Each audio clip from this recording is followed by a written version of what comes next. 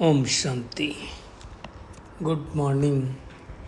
साकार मुरली 9 जुलाई 2025। बाबा का मीठा मीठा पत्र हम मीठे मीठे बच्चों के मीठे मंथन के लिए। मंथन शुरू करने से पहले पवित्रता के सागर शिव बाबा की पवित्र किरणों के नीचे बैठ जाते हैं और अनुभव करते हैं कि मैं पवित्र स्वरूप आत्मा हूँ, पवित्रता के सागर की संतान हूँ। आज की साकार मुरली 2 बातें बाबा ने कही हैं। एक तो बाबा ने कहा है जो भगवान ज्ञान दे रहा है ये दुनिया में कोई दे नहीं सकता ज्ञान सागर के अलावा। दूसरी बात बाबा कह रहा है आत्मा की वैल्यू कम होने का कारण क्या है। किसी भी चीज़ की वैल्यू कम कब होती है? जब उसके अंदर कोई ना कोई मिलावट आए, मिक्सचरिटी आए, है ना। तो आत्मा के अंदर क्या मिलावट आ जाती है जो आत्मा की भी वैल्यू कम हो जाती है, उसको हम देखेंगे, है ना। और दूसरी बात बाबा कह रहा है कि अभी तुम जब वापस जाओगे तो बगैर कर्मातीत अवस्था हुए, बगैर सतोप्रधान बने हम जा नहीं सकते हैं। और आज लौकिक, पारलौकिक और अलौकिक ये 3 चीज़ों की भी बात आई, तो तीनों में क्या डिफरेंस है उसको भी हम देखेंगे। बाबा देखो क्या कह रहा है, 21 जन्मों के लिए हमें अगर सतयुग में विश्राम पाना है तो उसके लिए एक जन्म तो पवित्र बनना पड़ेगा। और दूसरी बात बाबा ने कहा कि सतयुग में रहती नेचुरल ब्यूटी, अभी नेचुरल नहीं रहती। अभी तो क्या क्या मिलावट होती है, और उस ब्यूटी को मेंटेन करने के लिए कई लोगों को अपनी जान भी छोड़नी पड़ी। बाबा एक बात और कह रहा है कि बच्चे गफलत में टाइम वेस्ट नहीं करो। हम सब बहुत सारा टाइम वेस्ट करते हैं और इसमें ही बहुत नुकसान होता है। देखो धंधा पानी तो करना ही है, लेकिन धंधा पानी करते करते भगवान को याद करना। इसलिए कहा जाता है दिल याद रे हाथ काट रे, हाथ से काम करो दिल से याद करो, है ना। आज बाबा ने अल्लाह अवलदीन को भी याद किया है, खुदा दोस्त की कहानी को भी याद किया है ना। मुख में बुलहरा डालने को भी याद किया। आज फिर से बाबा ने लक्ष्मी नारायण को याद किया है। अगर देखो लक्ष्मी नारायण जैसा बनना है तो जो कथनी है वही करनी। कई बार बाबा मुरली में बोलता है कथनी करनी सहनी सब एक समान होना चाहिए। और हम तो कहते हैं संकल्प, बोल और कर्म तीनों एक समान होने चाहिए, जो बाबा ने बहुत बार कहा हुआ है। अगर कोई बात नहीं समझ में आ रही तो मुँह लहरा डाल लो, ज़्यादा बोलने की ज़रूरत क्या है। और आज बाबा ने संगठन रूपी किले को मजबूत बनाने के लिए क्या कहा, संगठन की शक्ति विशेष है। जब हम एक मत होकर के योग करते हैं तो संगठन को कोई हिला नहीं सकता, तो उसकी भी हम गहराई में जाएंगे। और जब कर्म और यथार्थ और युक्ति युक्त होंगे तो पवित्र आत्मा कहेंगे। और श्रेष्ठ संकल्पों की पॉइंट इस समय बहुत अच्छी आ रही है ना। हर एक बच्चे को क्या करना है, खुद के प्रति और सेवा के प्रति हमें श्रेष्ठ संकल्प ही क्रिएट करने हैं। हम शुरुआत करते हैं वैल्यू। देखिए हर एक चीज़ की वैल्यू अलग अलग होती है। आप देखो अगर सोने की ही बात करी जाए तो सोने में जब भी जेवर बनता है तो उसमें क्या करता है, अब एक 24 कैरेट का सोना होता है, एक 22 कैरेट का होता है, एक 20 का भी होता है, 18 का भी होता है, हो सकता है 16 का भी होता हो और कम होता हो। तो जितनी जितनी मिलावट होती जाती उतनी उतनी उसकी वैल्यू क्या होती जाती, कम होती जाती है। तो हम आत्माओं की भी वैल्यू बहुत थी। कब? जब हम सतयुग में थे तो बहुत वैल्यूएबल थे। फिर धीरे धीरे धीरे धीरे क्या हुआ, आत्मा में विकारों की मिलावट होती गई। मतलब हम आत्माएं सतो प्रधान से तमो प्रधान बनती गई, और जैसे जैसे तमो प्रधान बनती गई तो हमारी वैल्यू कम होती गई। अब दुनिया में जो वो सोना होता है उसमें कहते हैं सुहागा मिलाते हैं कुछ, आजकल तो वो तांबा भी मिलाते हैं, पता नहीं क्या क्या मिलाते होंगे, तो उसको खाद बोलते हैं। तो ऐसे ही हम आत्मा के अंदर खाद जो पड़ती है, देखा जाए तो अपवित्रता की खाद पड़ती है, विकारों की खाद पड़ती है, और धीरे धीरे धीरे धीरे हमारी वैल्यू कम हो जाती है। अब देखो, हम आए थे इस सृष्टि पर, तो हम कैसे आए थे? जैसे आए थे वैसे वापस जाना है, और वैसे वापस जाने के लिए परमात्मा इस सृष्टि पर आया है। देखो, जो संस्कार होते हैं वो हम सबके आत्मा में ही निहित होते हैं। अब जब हम सतयुग से आए थे तो सब सत्व प्रधान थे और संस्कार बहुत अच्छे थे, मतलब आत्मा के जो 7 गुण थे, ज्ञान, पवित्रता, सुख, शांति, प्रेम, आनंद और शक्ति, उसमें हम 100% थे, सत्व प्रधान थे। अब धीरे धीरे धीरे धीरे क्या हुआ, खाद पढ़ते पढ़ते पढ़ते पढ़ते हम क्या बन गए, तमो प्रधान बन गए, और जो जगह थी अच्छाई की, धीरे धीरे बुराइयों ने वो जगह ले ली। अब क्या है, भगवान आकर के क्या करता है, हमें फिर से सृष्टि के आदि मध्य अंत का ज्ञान देता है और हमें स्मृति दिलाता है कि बच्चे तुम सत्व प्रधान थे, अब नहीं हो, तो अब एक काम करो, तुम फिर से सत्व प्रधान बन जाओ। और उसके बनने के लिए कहता है, आत्मा समझ के मुझे याद करो, है ना? तो तुम्हारी वैल्यू फिर से बढ़ जाएगी। जैसे सोने की वैल्यू कम होती, वैसे भी आजकल तो नकली भी बहुत पहनते हैं जेवर, है ना? कहते हैं सोने से कम नहीं, खो जाए तो गम नहीं। तो आजकल बहुत कुछ आर्टिफिशियल चलता है, सत्युग में ऐसा नहीं होता। बाबा तो कह रहा है अभी आत्मा 9 कैरेट हो गई। 9 कैरेट मतलब कहाँ 24 कैरेट, कहाँ 9 कैरेट, तो कुछ बचे ही नहीं, मतलब आधे से भी कम हो गई, कोई वैल्यू नहीं है। इसलिए बाबा कहता है, गवर्नमेंट भी कहती है हल्का जेवर पहनो, खो जाएगा तो कोई तकलीफ नहीं, भाव भी कम है, रेट भी कम है। वैसे एक बात हमको संकल्प चल रहा था कि अभी इस समय सारी दुनिया में आप देखो, लोग सोने की जेवर, सोना पहनते हैं या डायमंड पहनते हैं, तो उसका रेट ज़्यादा है। मुझे लग रहा था किसी तरह से जो चीज़ का यूज करने लगेंगे उसका रेट बढ़ता जाएगा। रेट क्यों बढ़ता है? सप्लाई एंड डिमांड के हिसाब से तो रेट बढ़ता है। किसी चीज़ की सप्लाई कम हो तो रेट बढ़ जाएगा, डिमांड ज़्यादा हो तो भी रेट बढ़ जाएगा, है ना? मतलब 2 तरीके से रेट बढ़ता है किसी चीज़ की। एक तो क्या हो गया, सप्लाई लिमिटेड हो और डिमांड ज़्यादा हो। अब किसी चीज़ की अगर डिमांड कम हो जाए तो रेट गिर जाएगा। अब हो क्या रहा है, देखो, सोने की तो सप्लाई तो कांस्टेंट है ना, मतलब सोना बहुत ज़्यादा नहीं है जो मतलब यूज में हो रहा है। वैसे तो बहुत सोना है, लोग मंदिरों में बोलते हैं बहुत है, बट जो ब्लैक नहीं, जो वाइट सोना है, उसकी वैल्यू के हिसाब से किसी देश की इकोनॉमी भी आंकी जाती है। तो अब वो जो अब क्या हो रहा है, इसकी डिमांड तो बहुत ज़्यादा है, आ रहा नहीं है, मैन्युफैक्चरिंग तो कोई हो नहीं रहा, तो भाव बढ़ता जा रहा है। आप देखो मेरे ही सामने, मैंने जब पहली बार जॉब करके लिया था, उस टाइम सोना मुझे लगता कितना होगा, 3-4 हज़ार 5 हज़ार होगा, 2500 था क्या तोले में, और अभी देखो कितना है। तो रेट क्यों इतना ज़्यादा बढ़ रहा है? क्योंकि उसकी डिमांड बढ़ रही है ना। अब क्या कर रहा है, अब क्या लोग कर रहे हैं, उस सोने में फिर मिलावट कर रहे हैं। मिलावट कर रहे हैं मतलब कुछ खाद डाल रहे हैं, और जैसे जैसे खाद डालते जा रहे हैं वो इसकी वैल्यू कम होती जा रही है। ऐसे आत्मा का हाल हो गया, धीरे धीरे 9 कैरेट की बन गई, कोई वैल्यू नहीं। इसलिए बाबा कहता है वापस क्या करो, तुम उसको 9 कैरेट से 24 कैरेट का बनाओ। और 9 कैरेट से 24 कैरेट की बनाने के लिए हमें क्या करना पड़ेगा, परमात्मा को याद करना पड़ेगा। ये ज़बरदस्त मेहनत है, लेकिन इस मेहनत में ज़बरदस्त कमाई भी है, लेकिन ये कमाई सबसे नहीं होती है। बाबा ने कहा है कितने भी साहूकार हों, अरब खरब सब कुछ हो, परंतु सुख नहीं है, सबके सिर पर दुख है। कोई न कोई परेशानी है, कोई न कोई बीमारी है, लोग पता नहीं क्या क्या कितना न कितना आदत से मजबूर हैं।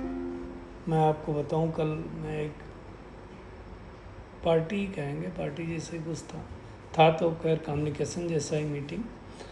अब उसमें अगर हम एवरेज देखें, एक दो लोगों को छोड़ करके सबके खाने का टाइम रात में 10-11 बजे है,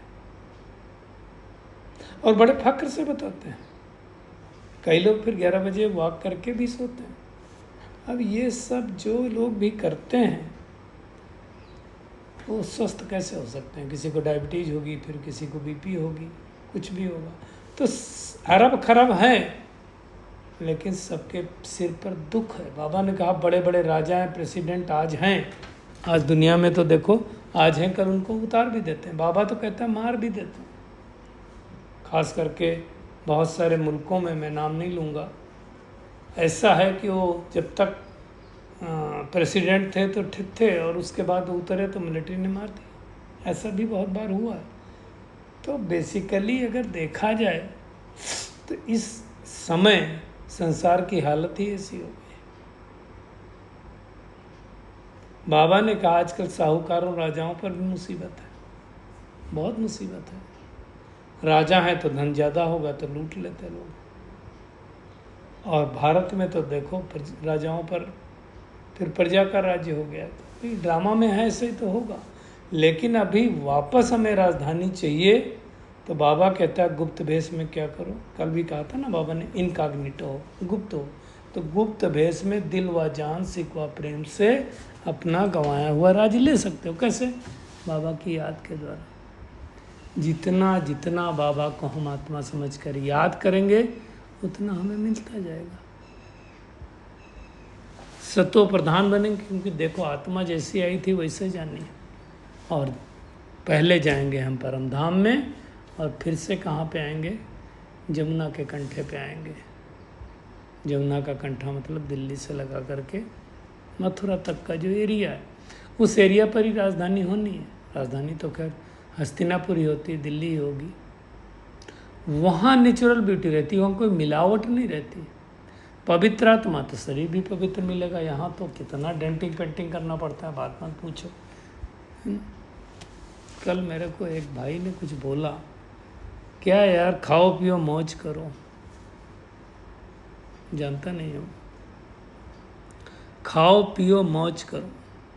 ये थोड़ा टाइम का खाओ पियो और मौज करो, ज़िंदगी भर की कई बार सजा बन जाती है ना। तो क्या खाना क्या पीना वो हमें अच्छी तरह से पता होना चाहिए। खैर हेल्थ टॉपिक नहीं है, मुरली पर आता हूँ। भगवान कहता है तुम बच्चे इस सृष्टि के मालिक बनते हो, मैं इस सृष्टि का मालिक नहीं बनता हूँ। तुम बनते हो तो तुम गंवाते हो, मैं बनूँ तो मुझे भी गंवाना पड़े। इसलिए देखो बाबा बहुत उस्ताद है, उस्ताद तो ये बाबा बाबा है, वो इस चक्कर में आता नहीं है। अगर राज ले तो गंवाना भी पड़ेगा, है ना। शरीर ले तो शरीर छोड़ना भी पड़ेगा, क्योंकि ये सृष्टि का नियम है। जो जन्म हुआ उसका मरण हुआ है, तो इन सब चीज़ों से न्यारा रहता है। और हम सभी इन चीज़ों में आते हैं, इसलिए भगवान को आना पड़ता है फिर से वापस हमें वैसा बनाने के लिए। किसको पढ़ाता है भगवान? शरीर को नहीं पढ़ाता है, रूह को पढ़ाता है, आत्मा को पढ़ाता है। और ये हमें सच्ची सच्ची सत्यनारायण की कथा सुनाता है ना। कल पहले भी सुनी थी, 5000 वर्ष पहले भी सुनी थी, आज भी सुन रहे हैं। बाबा ने कहा मनुष्य सृष्टि भर में ऐसा कोई व्यक्ति नहीं होगा जिसको ये पढ़ाई जाती हो। तो मेहनत करनी, किसको भी नहीं पता, किसको ये भी नहीं पता कि हमको ईश्वर पढ़ाते हैं, हम जानते हैं ना। तो अब बाबा कहता है 2-3 काम करने के लिए आज बाबा ने होमवर्क दिया। पहला होमवर्क क्या दिया बाबा ने कि आप गफलत में टाइम वेस्ट नहीं करो। गफलत में हम टाइम कहाँ वेस्ट कर रहे हैं? सोशल मीडिया पर। कहाँ टाइम वेस्ट कर रहे हैं? कोई सीरियल देखने में। कहाँ टाइम वेस्ट कर रहे हैं? गॉसिपिंग करने में। कहाँ टाइम वेस्ट कर रहे हैं? इधर उधर की बातों में। ये टाइम वेस्ट करने का टाइम ख़त्म हो गया है। हर रोज़ हम सब कहीं ना कहीं तो टाइम वेस्ट करते हैं। मैं अपने आप से बात भी करता हूँ कि ये वाला टाइम को और कैसे यूटिलाइज किया जा सकता था। वो करना है। बाबा देखो क्या कह रहा है, शरीर निर्वार्थ कर्म करना है, लेकिन क्या करो, दिल से याद करो, हाथ से काम करो, तो तुमको राजाई मिलेगी। और बढ़िया बढ़िया बातें सुनो, जब भी टाइम मिले तो अच्छी अच्छी किताबें पढ़ो। बाबा के घर में भी बहुत अच्छी किताबें हैं, है ना। पहले 2-3 बुकें थी, अविनाशी नाटक 1 का पार्ट 1 पार्ट 2, आदरणीय जो ये थे जगदीश भाई जी ने वो किताबें लिखी थी। दुनिया में लोग क्या क्या कहानी बैठ करके सुनाते हैं। वो अल्लाह अवल का चिराग दिखाते हैं, उसमें वो ठका करता था, मतलब उसको छेड़ता था तो जिन निकलता था और कहता था बोलो मेरे आज्ञा क्या करना है। ऐसा नहीं होता, ठका करने से कोई खजाना निकलता नहीं। अल्लाह अवल जो परमात्मा है उस सृष्टि पर आता है, वो क्या ठका करता है? वो ठका करता है हमें आत्मा का ज्ञान देता है, और आत्मा के ज्ञान देने से पहले तो दिव्य दृष्टि से वैकुंठ का साक्षात्कार हो जाता था, ध्यान में चली जाती थी बच्चियाँ। लोग कहने लगे तो बहुत जादू कर रहा है। आप देखो अमेरिका तक ये बात फेमस हुई थी कि एक बाबा आया है और उसको 16,108 रानियाँ चाहिए, बोलता है 350 हो गई हैं, और वो सबको जादू दिखाता है, श्री कृष्ण का साक्षात्कार कराता है, सतयुग का साक्षात्कार कराता है। बाबा ने कहा जैसे दुनिया में दिखाते हैं ना कि वो मुख में मुलहरा डाल लिए तो माया गुम हो गई। मुलहरा डालना मतलब क्या है? शांति के सागर हो, हमें अशांत नहीं होना है, कम से कम बोलना है, वो मुलहरा डालना है। ज़्यादा बोलने वाला, संडे की मुरली में कहा था ना कि लीकेज को रोकना है, तो लीकेज हमारी सोच के द्वारा होती, बोल के द्वारा होती, तो मुलहरा डाल दो। जितना जितना मुलहरा डालेंगे, शांति स्वरूप में स्थित होंगे, उतना उतना हम निर्विकारी बनते जाएंगे। देखिए वॉइसलेस वर्ड में जाना है तो वॉइसलेस तो बनना पड़ेगा। दुनिया वाले कहाँ तक जाते हैं? सूर्य तक जाते हैं, चंद्रमा तक जाते हैं, और वो सोचते हैं कि वो देवी देवता हैं। सूरज चंद्रमा को देवी देवता है मानते हैं ना। बाबा कहता है वो तो मांडवे हैं, लाइटें हैं जो इस सृष्टि को, सूरज ना हो तो अंधेरा रहेगा, 1 दिन ना निकले, 10 दिन ना निकले, क्या हाल होता है? चंद्रमा ना हो तो क्या हाल होगा? बाबा ने कहा मूल वतन सूक्ष्म वतन में ये बत्तियाँ भी नहीं होती, यही हैं ये बत्तियाँ, मतलब इस सृष्टि पर ही दिखाई देती। मूल वतन में कोई बत्ती नहीं है, सूक्ष्म वतन में भी कोई बत्ती नहीं है। तो ये सारी बातें हमें समझना, अगर हमें अब ऐसा बनना है तो क्या करना पड़ेगा? भगवान जो ज्ञान रत्न दे रहा है उसको अच्छी तरह से सुनना है, और सुन करके धारण करना, और धारण करके कराना है। मतलब कथनी और करनी एक समान करनी, जो कहा मैंने वही करना है। ऐसा नहीं कहे तो कुछ और रहे, कर तो कुछ और रहे, नहीं। चेक करना, अपनी अवस्था को देखना है कि हम बाबा से पूरा वर्षा लेने के लायक बने हैं। मेरी चाल चलन वैसी है, देखो पढ़ाई तो एक ही है, नरसे नारायण बनने की, लेकिन कोई 8 में आएगा, कोई 108 में आएगा, कोई 16,000 में आएगा, कोई 9 लाख में आएगा। पढ़ाई के हिसाब से बनेंगे। तो ऐसा नायाब हमें टीचर मिला है, और फिर हम कहें अगर उसको भूल जाएं तो फिर क्या कहेंगे? आज बाबा कह रहा तुमको 3 चांस देता हूँ। 1, बाप को याद करो, बाप भूले तो क्या करो? टीचर को याद करो, टीचर भूले तो क्या करो? सदगुरु को याद करो। 3 तो चांस दे दिया, और क्या चाहिए? तो उसको हमें मेहनत करनी है। किसी चीज़ से मोह नहीं रखना, मोहजीत बनना है। आज का वरदान बहुत खास है। संगठन रूपी किले को मजबूत बनाने वाले सर्व के स्नेही संतुष्ट आत्मा भाव। देखिए संगठन की शक्ति विशेष शक्ति है। एकमत संगठन के किले को कोई भी हिला नहीं सकता। आप देखो जिस जगह पर, जहाँ पर लोगों की यूनिटी होती, मान लो 10-20 लोग हैं एक साथ, तो वहाँ कोई जाकर के अटैक नहीं करता। इसलिए पहले गांव में क्या होता था? पहरा लगता था। पहरा लगता था मतलब 10-12 लोग, 15 लोग एक साथ लाठी लेकर के घूमते थे कि चोर है डकैत मिलेंगे तो आप लड़ सकते ना। अकेले अकेले होंगे तो नहीं लड़ पाएंगे ना। तो उसको अच्छी तरह से देखना। बाबा वही कह रहा है, संगठन की शक्ति भी। मान लो हम सब एक साथ मिलकर के योग कर रहे हैं और मेरा योग नहीं लग रहा है, आपका लग रहा है, तो मेरा लग जाएगा। तो एक मत संगठन के किले को कोई हिला नहीं सकता। जैसे हम सब ने वो कहानी सुनी कि एक पिता मरने से पहले बच्चों को बुलाया, 3 बच्चे थे, और उनको क्या दिया, सबको एक एक लकड़ी दी, बोला तोड़ो, सबने तोड़ दी फटाफट। फिर क्या किया, तोड़ी हुई लकड़ों का एक गट्ठर बनाया और बोला एक एक को दिया, बोला तोड़ो। बोला ये तो नहीं टूटती। बोला मैं यही बताना चाहता हूँ कि तुम 3 हो, तीनों संगठित होकर के रहोगे, कोई नहीं तोड़ पाएगा। तो हम जब संगठित रूप से योग करते हैं, बाबा को याद करते हैं, तो हमें कोई नहीं तोड़ पाता है।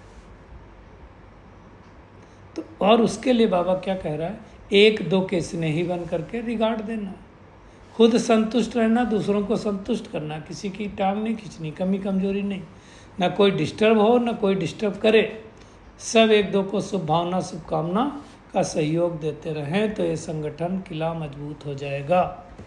और संगठन की शक्ति ही विजय का विशेष आधार है, तो वो हमें करना है।